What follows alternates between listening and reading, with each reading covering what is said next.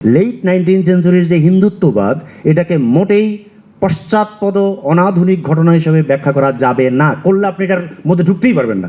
মধ্যযুগের মুসলমানি কাব্যগুলো যখন বাংলায় রূপান্তরিত হয়েছে, তখন এগুলো বাঙালি হয়ে এসেছে।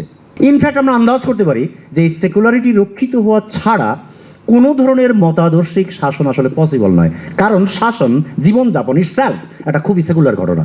গত 200 বছরের মডার্নিস্ট ডিসকোর্স মেকিং এর কালে অত্যন্ত প্রতাপশালী একটা ধারণা যে মুসলমানরা বিদেশি, যারা গত 1000 বছরের ভারতীয় সংস্কৃতিকে ইসলামিকেট অ্যান্ড সংস্কৃতাইজড, এই দুই ক্লাসিক্যাল সংস্কৃতির একটা অসাধারণ সৃষ্টিশীল মিশ্রণ হিসাবে ব্যাখ্যা করতে চান, এবং সেই ব্যাখ্যার বরাতে বিপুল পরিমাণ টেক্সট অলরেডি প্রস্তুত হয়েছে। এটা আমি আসলে এই বাঙালিকরণ দিয়ে ব্যাখ্যা করতে পারি না। আমার জন্য এই বিষয়ে আলাপ আলোচনা করা একটু আরামদায়ক হওয়ারই কথা। তার কারণ এখানে যেই বিষয়গুলো নিয়ে আজকের প্রবন্ধটি উপস্থাপিত হয়েছে, শরীরটা গঠিত হয়েছে, ওই বিষয়ে আমার অধিকার না থাকুক, যাতায়াত আছে। ইউসুফ জুলেখা আমি ক্লাসে পড়াই, আর মধ্যযুগের যে ইতিহাস নিয়ে এখানে আলাপ আলোচনা করা হয়েছে সেটা একাডেমিক কারণেই আমার পাঠের অংশ। বাংলাদেশ স্টাডিজের যে অংশটা স্যার বিশেষভাবে এনে এই প্রবন্ধটিকে অত্যন্ত আকর্ষণীয় করেছেন, যেই বিষয়ে, এগুলো আমার নিজের লেখালেখির প্রধান বিষয়। ফলে আমার অধিগম্যতা আছে। হয়তো এই বিষয়ে পাণ্ডিত্য নাও থাকতে পারে, কিন্তু বিষয়গুলো আমার পরিচিত।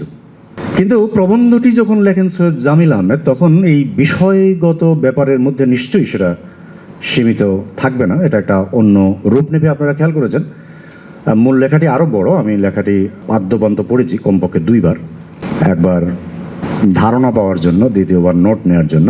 ফলে এটি আমি একটু বিস্মিত হয়েছি। আমি আমার কলিগদের বলছিলাম, এই বিভাগের লোকজন আমার খুবই পরিচিত, নানান কারণে ঘনিষ্ঠ, তাদের কাউকে বলেছিলাম যে জামিল সাহেব তো লেখেন হলো ইংরেজিতে, তার বাংলা যে এত ভালো, সেটা মানে ভালো, আমি আগেও বাংলা বক্তৃতা শুনেছি, তার বাংলা বিভাগে তিনি সেমিনার পড়েছেন, কিন্তু তিনি এত পরিচ্ছন্ন বাংলা, এত গোছানো বাংলা লিখবেন, সেটা আমি ভাবতে চাই না আসলে। কারণ যারা ইংরেজিও লাগে, তারা যদি বাংলা এত ভালো লাগে, আমরা যারা শুধু বাংলার কারবারি, তাদের কি হবে?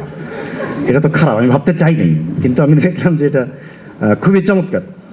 আপনারা খেয়াল করেছেন যে পদ্ধতিগত সিদ্ধান্ত গ্রহণের দিক থেকে এই প্রবন্ধটি খুবই উল্লেখযোগ্য। তিনি পরিভাষাগুলো ব্যাখ্যা করেছেন, প্রত্যেকটি পরিভাষা ব্যাখ্যা করেছেন, যেটা একাডেমিক প্রবন্ধের একদম গোড়ার জরুরত, প্রয়োজনীয়তা। তিনি প্রতিটি সিদ্ধান্ত যথেষ্ট তথ্যউপাত্ত এবং অন্য গবেষণার সহায়তায় প্রতিপাদন করেছেন। এটা আমি অনেক সময় করতে চাই না, কিন্তু এটা পিওর একাডেমিক ডিসকোর্স আসলে এভাবেই হওয়া উচিত। যেমন ধরা যাক, তিনি দুটো ইসলামিকাইট এবং ইসলামিস্ট শব্দ দুটো ব্যবহার করেছেন।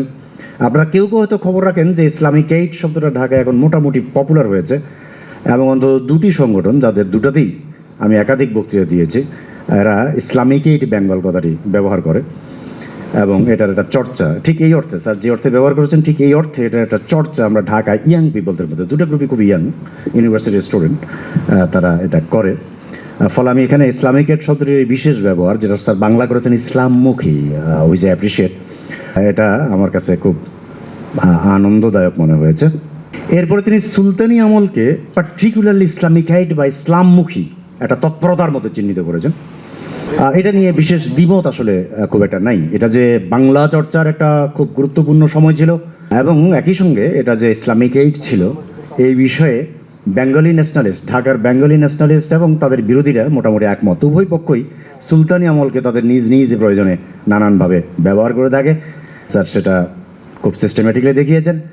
তিনি ইউসুফ জুলেখাকে নাট্যগীত হিসেবে প্রতিষ্ঠা করেছেন। এটা আমরা মোটামুটি স্যারের কল্যাণে, সেলিম আলদিনের কল্যাণে এবং পরবর্তী বেশ কিছু গবেষকের কল্যাণে আমরা মেনে নিতে আগে থেকেই প্রস্তুত ছিলাম, কিন্তু স্যার আরও তথ্যপত্র নিয়ে দেখিয়েছেন যে এটা আসলে নাট্যগীত হিসাবে আমাদের পড়া উচিত, পড়া যেতে পারে, এবং পড়ার জন্য যথেষ্ট পরিমাণ তথ্যপত্র খোদ টেক্সটের শরীরেই রক্ষিত আছে। এরপরে তিনি বাংলাদেশের ইতিহাসের একটা পটভূমিতে, সেই ইতিহাস একটা পুরনো ইতিহাস, আরেকটা হলো গত 4-5 দশক আগের ইতিহাস, এবং একেবারে সাম্প্রতিক ইতিহাস, এই 3 ইতিহাসের প্রেক্ষাপটে আমি ইতিহাসটাকে যে 3 ভাগে ভাগ করলাম, সেটার আমার একটা ধান্দা আছে, পরে আমি বলবো। এই 3 ইতিহাসের প্রেক্ষাপটে তিনি পুরো ব্যাপারটাকে প্রতিষ্ঠিত করেছেন, তার প্রকল্পটিকে। এটা একটা প্রকল্প, তার একটা প্রকল্প যেটা শিরোনামে পরিষ্কার। এই প্রকল্প থাকলেই সাধারণত শিরোনামে তো লম্বা হয়, এবং শিরোনামে পরিষ্কার যেটা একটা প্রজেক্ট, এটা একটা প্রকল্প, সেই প্রকল্পটিকে তিনি এই ইতিহাসের মধ্যে স্থাপন করেছেন। কিন্তু কেবল এইটুকু যদি হতো তাহলে আমি এটাকে একটা উৎকৃষ্ট একাডেমিক প্রবন্ধ বলতাম। এই প্রকল্প আসলে তার চেয়ে অনেক বড়। এই প্রকল্প উচ্চাভিলাষী, কারণ এটা জাতীয় সংকট নিয়ে কাজ করতে চায়, জাতীয় সংকটকে চিহ্নিত করতে চায় এবং তার সমাধান প্রস্তাব করে। এবং একই সঙ্গে এটা একটা literary text, particularly for me. Bangla বিভাগে আমরা এটাকে পরিবেশনা আকারে সাধারণত উপস্থাপন করি না, আমরা একটা লিটারেরি টেক্সট হিসেবে পড়ি। সেই লিটারেরি টেক্সটের সঙ্গে ওই সংকট এবং সমাধান প্রস্তাবকে একাকার করতে চায়। তিনি কার্যকরভাবে, তিনি আর্টের কার্যকরতার দিকে যেতে চান।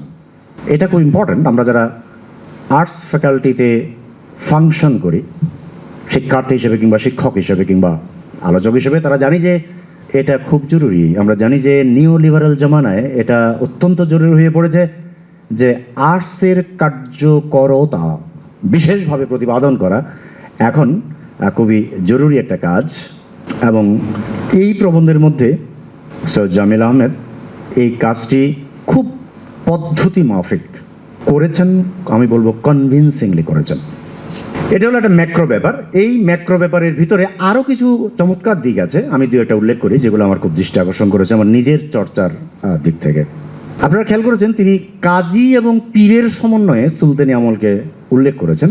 তার মানে শরিয়া এবং মারেফতের যে একটা দ্বন্দ্বাত্মক বা বিরোধাত্মক পরিস্থিতির মধ্যে আমরা সাধারণত ইসলামিকেইট ব্যাপারগুলোকে অনুমান করে থাকি, এটার বাইরে গিয়ে এক ধরনের সমঝোতামূলক পরিস্থিতি হিসেবে তিনি এটাকে বাড়িয়েছেন। এবং খেয়াল করেছেন রিপিটেডলি, এখানে বলেছেন কম, লেখার মধ্যে আরও বেশি আছে, তিনি আত্মস্থিত এবং আত্মস্থ, আত্মীকৃত, আত্মীকরণ, এই দুটো পরিভাষা ব্যবহার করেছেন। একদিকে আছে হলো অহমিকা, আরেক দিকে আছে হলো অন্যের সঙ্গে সমঝোতার প্রস্তাব। তিনি রিপিটেডলি এই দুটো শব্দকে তিনি ব্যবহার করেছেন। আমার কাছে খুব ইন্টারেস্টিং মনে হয়েছে, কারণ এই শব্দের এই ব্যবহারের আইডিয়াটা আমি আগে ভাবিনি। আপনারা খেয়াল করেছেন তিনি গিয়াসউদ্দিন আজম শাহের সঙ্গে নূর কুতুবের একটা সংলাপ ব্যবহার করেছেন, যেখানে একটা হাদিসের ব্যাখ্যা চাওয়া হয়েছে এবং সেখানে বলা হয়েছে যে একজন শাসককে, তিনি পরে ওটা উল্লেখ করেছেন, এটা ঠিক শুধু উল্লেখ নয়, এটা তিনি তার কাজে ব্যবহার করেছেন।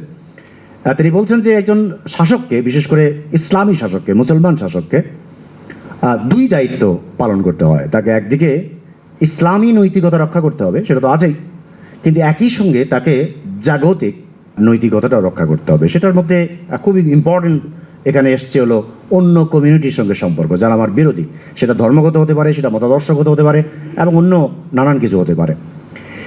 এই ব্যাপারটা সত্যি সত্যি ছিল, থাকতে বাধ্য যদি প্র্যাকটিক্যালি কোট আনকোট কোনো ইডিওলজিক্যাল শাসন কোথাও চালু থাকে, সেটা কমিউনিস্ট হোক, সেটা ইসলামী হোক, সেটা এমনকি ভারতের হিন্দুত্ববাদী হোক, তাকে এই ধরনের রিয়ালিস্টিক সমঝোতার নানান ধরনের প্রকরণের মধ্যে যেতেই হয়। আমাদের এখানে মধ্যযুগ, অন্ধকার, এই ব্যাপারগুলো 700 বছরের ইসলামী শাসনের সঙ্গে এমনভাবে যুক্ত হয়ে আছে যে ব্যাপারটাকে আমরা সাধারণত এইভাবে ভাবিনি। আমি তালাল আসাদের সাক্ষাৎকার অনুবাদ করতে গিয়ে ওই পুরো স্কুলের বিপুল পরিমাণ পণ্ডিতের দেখা পেলাম, যারা মিডল এজ, আরব বিশ্ব এবং স্পেন পর্যন্ত যে মুসলিম শাসন, এগুলোর বহু অংশ সূক্ষ্মভাবে পর্যালোচনা করে দেখিয়েছে যে যাকে আমরা সেকুলার শাসন বলি, এই ইসলামিক ডোমেইনের মধ্যে এই সেকুলারিটি কিভাবে আসলে রক্ষিত হতো। ইনফ্যাক্ট আমরা আন্দাজ করতে পারি যে এই সেকুলারিটি রক্ষিত হওয়া ছাড়া কোনো ধরনের মতাদর্শিক শাসন আসলে পসিবল নয়, কারণ শাসন, জীবনযাপন ইটসেলফ একটা খুবই সেকুলার ঘটনা। বাংলাদেশে আমাদের দুঃখজনক অভিজ্ঞতা হলো এই যে আমাদের পার্সপেক্টিভে আমরা মধ্যযুগের ইতিহাসটাকে এইভাবে দেখতে একেবারেই চেষ্টা করি নেই। এই ট্র্যাডিশন কিংবা স্কুলটা আমাদের এখানে নেই। এই কারণেই এই উল্লেখটা, এই প্রবন্ধের মধ্যে এই উল্লেখটা আমার কাছে খুবই ইম্পর্টেন্ট মনে হয়েছে। নৃত্যগীত এবং সামগ্রিক শিল্পকলার চর্চার একটা দীর্ঘ বর্ণনা মূল প্রবন্ধের মধ্যে আছে। আমরা বুঝতে পারি যে এটা কেন গুরুত্বপূর্ণ। এটা গুরুত্বপূর্ণ কারণ একটা ইসলামিকেইট আবহের মধ্যে এই ব্যাপারগুলো একটা জাগতিক বাস্তবতা হিসেবে যে অবস্থান করতে পারে সেটার উল্লেখ, পুনঃ উল্লেখ আসলে আমাদের এখনকার বাস্তবতায়, আমরা যে বাস্তবতায় বসবাস করছি সেই বাস্তবতার জন্য খুবই জরুরি। একটা বাক্য আমার কাছে বিশেষভাবে গুরুত্বপূর্ণ হয়ে উঠেছে, আপনারা হয়তো কেউ খেয়াল নাও করতে পারেন। তিনি একটা বাক্যে বলছেন, ইসলামবাদ একটা আধুনিক ঘটনা। এটা খুব ইম্পর্টেন্ট জিনিস। সাধারণত যখনই লোকে এই বিষয় নিয়ে ডিল করে তখন লোকে এটাকে একটা পশ্চাৎপদ, মধ্যযুগীয় এসব শব্দ ব্যবহার করে ডিল করে। মুশকিল হলো, আপনি যদি কোনো একটা প্রবলেমকে, কোনো একটা ইস্যুকে ডিফাইন করতে না পারেন তাহলে আপনি এটাকে পর্যালোচনা করতে পারবেন না, এবং আপনি যদি মনে করেন যে এটাকে মোকাবেলা করবেন আপনি সেখানে অগ্রসর হতে পারবেন না। ফলে এটা বুঝতে হবে, আমি আমার বহু লেখায় প্রধানত পার্থ চট্টোপাধ্যায়ের 19th সেঞ্চুরির হিন্দুত্বকে, বিশেষ করে বঙ্কিমের হিন্দুত্বকে ডিফাইন করার জন্য পার্থ চট্টোপাধ্যায়ের বরাতে এই উদ্ধৃতিটি আমার অন্তত 20টা লেখায় আমি ব্যবহার করেছি, যে লেট 19th সেঞ্চুরির যে হিন্দুত্ববাদ এটাকে মোটেই পশ্চাৎপদ অনাধুনিক ঘটনা হিসেবে ব্যাখ্যা করা যাবে না, করলে আপনি এটার মধ্যে ঢুকতেই পারবেন না। ফলে এই যে বাক্যটা এখানে, ইসলামবাদ একটা আধুনিক ঘটনা, ইসলামিস্ট পলিটিক্স, মিলিট্যান্ট পলিটিক্স হোক কিংবা সিস্টেম্যাটিক পলিটিক্স হোক, এটা যে একটা মডার্ন ঘটনা, 1940-এর দশকে দুনিয়াব্যাপী মডার্নাইজেশনের অংশ হিসেবে এটার যে উত্থান ঘটেছে, এই একটা প্রাইমারি কাণ্ডজ্ঞান যেটা আমাদের সামাজিক ভাষার মধ্যে একদম দেখা যায় না, এটা থাকা খুবই জরুরি। ফলে এই বাক্যটি বিশেষভাবে আমার দৃষ্টি আকর্ষণ করেছে। এরকম অনেকগুলো ব্যাপার আছে যেগুলো দৃষ্টিভঙ্গির দিক থেকে আমার কাছে খুবই আকর্ষণীয়, কারণ এই ব্যাপারগুলোর আমি নিজেও মোটামুটি আমি বলতে পারি চর্চাকারী। আমি কোনো সাফল্যের দাবি করছি না, কিন্তু আমি কন্টিনিউয়াসলি গত 2 দশক ধরে এই বিষয়গুলো নিয়ে চর্চা করি। কিন্তু ম্যাক্রো লেভেলের পুরো ব্যাপারটিকে, যেমন আমাদের আগের আলোচক এহসান ভাই বলেছেন যে ম্যাক্রো লেভেলে স্যারের যে প্রজেক্ট, তার যে সমস্যার শনাক্তিকরণ এবং তার যে সমাধান প্রস্তাব, এই বিষয়ে আমার বা আমাদের অনেকের চূড়ান্ত সমর্থন থাকলেও মাইক্রো লেভেলের কোনো ব্যাপারে এবং অনেকগুলো ব্যাপারে আমি একটু ক্রিটিক্যাল হতে চাই। আমি যেভাবে ব্যাপারগুলোকে দেখতে চাই, সেই ব্যাপারগুলোর সঙ্গে স্যার যেভাবে দেখেছেন সেটা পুরোপুরি মিল খাচ্ছে না।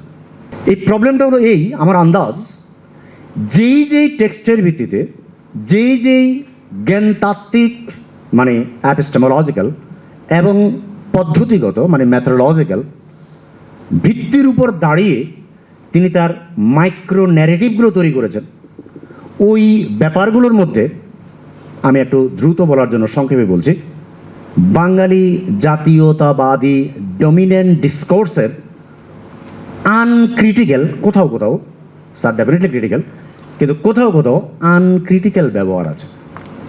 এই ব্যবহার থাকার কারণে এই মাইক্রো লেভেলে বহু ধরনের সিদ্ধান্তের ব্যাপারে আসলে একমত হওয়া মুশকিল হয়। এহসান ভাই তার 2-1টা উল্লেখ করেছেন, সেগুলো আমি রিপিট করব না, আমি অন্য কতগুলো বলি। প্রথমে অপেক্ষাকৃত ছোট ব্যাপার যেটা অ্যাপিস্টেমোলজিক্যাল, এই ধরনের কয়েকটা প্রসঙ্গ বলি। যেমন আমরা এই বিষয়ে সবসময় বলে থাকি বাংলা ডিসিপ্লিনে যে মধ্যযুগের মুসলমানি কাব্যগুলো যখন বাংলায় রূপান্তরিত হয়েছে তখন এগুলো বাঙালি হয়ে এসেছে, একদম কমন ডিসকোর্স। ইউসুফ জুলেখার ক্ষেত্রে প্রত্যেকেই এটা নিয়ে আলোচনা করেছেন। ধরেন সবচেয়ে বেশি কাজ তো করেছেন মোহাম্মদ এনামুল হক, মানে তিনি আসলে কাজটা করেছেন, পরে আহমদ শরীফ শেষ করেছেন। তো ওই যে এনামুল হকের বর্ণনা আলোচনা, ওই যে আহমদ শরীফের আলোচনা, প্রত্যেকটা পড়বেন আপনি দেখবেন যে দীর্ঘ জায়গা জুড়ে একটা বর্ণনা আছে। সেই বর্ণনাটা হলো যে এটা আরবীয় হতে পারে, এটা বাইরের হতে পারে, কিন্তু এটা কিন্তু বাঙালি হয়ে গেছে। এই কথাটা আসে কেন? এই কথাটা কোনো সরল কথা না। এই কথাটা আসে গত 200 বছরের মডার্নিস্ট ডিসকোর্স মেকিং এর কালে অত্যন্ত প্রতাপশালী একটা ধারণা যে মুসলমানরা বিদেশি। আমি কথা বাড়াবো না, কারণ প্রচুর সময় নেওয়া আমার জন্য শোভন হবে না। কিন্তু এই যে বিদেশি কথাটার এই প্রবল প্রতাপ, তার বিপরীতে 50-এর দশকে, 60-এর দশকে, 70-এর দশকে আমাদের প্রত্যেক আলোচককে অনবরত বলতে হয়েছে যে এই বইগুলো বাঙালি হয়েছে। What does it mean? Virtually it means nothing. আলাওলের পদ্মাবতী এই দৃষ্টিকোণ থেকে পড়তে গিয়ে কত বিপুল পরিমাণ জিনিস আমরা বাদ দিয়েছি ফর লং টাইম। সে আব্দুল করিম সাহিত্য বিশারদ থেকে শুরু করে একদম এখন পর্যন্ত। আহমদ শরীফ তো বটেই। আমি আহমদ শরীফের কথা বিশেষভাবে বলছি কারণ স্যারের এই মাইক্রো ন্যারেটিভটা প্রায় পুরোটাই নির্ভর করেছে আহমদ শরীফের উপর এবং সুকুমার সেনের উপর, খানিকটা সুকুমার সেনের উপর এবং আহমদ শরীফ, দুজন অত্যন্ত কন্ট্রিবিউটরি। কিন্তু আমি বলছি অ্যাপিস্টেমোলজিক্যাল দিক থেকে এর একটা সংকট আছে। সংকটটা হলো এই যে আমি যখন আলাওলকে পড়ছি যে এটার মধ্যে বাঙালিকরণ করা হয়েছে, তখন আমি কতগুলো জিনিস বাদ দিচ্ছি। সেই বাদ দেওয়া জিনিসগুলোর মধ্যে একটা সম্প্রতি দেখিয়েছেন থিবো দুবে তার পিএইচডি থিসিসে, তিনি দেখিয়েছেন যে আলাওল বেসিক্যালি ম্যারিটাইম ট্রেডের একটা থ্রাইভিং জনসংস্কৃতির বহিঃপ্রকাশ। পিএইচডি থিসিসে দুর্দান্তভাবে দেখিয়েছেন। আমি আয়েশা ইরানির থিসিসের কথা আর উল্লেখ করলাম না, আরও আছে। ধরা যাক শেলডন পোলো, তার যে শিকাগো স্কুল, যারা গত 1000 বছরের ভারতীয় সংস্কৃতিকে ইসলামিকেট অ্যান্ড সংস্কৃতাইজড, এই দুই ক্লাসিক্যাল সংস্কৃতির একটা অসাধারণ সৃষ্টিশীল মিশ্রণ হিসাবে ব্যাখ্যা করতে চান, এবং সেই ব্যাখ্যার বরাতে বিপুল পরিমাণ টেক্সট অলরেডি প্রস্তুত হয়েছে। এটা আমি আসলে এই বাঙালিকরণ দিয়ে ব্যাখ্যা করতে পারি না।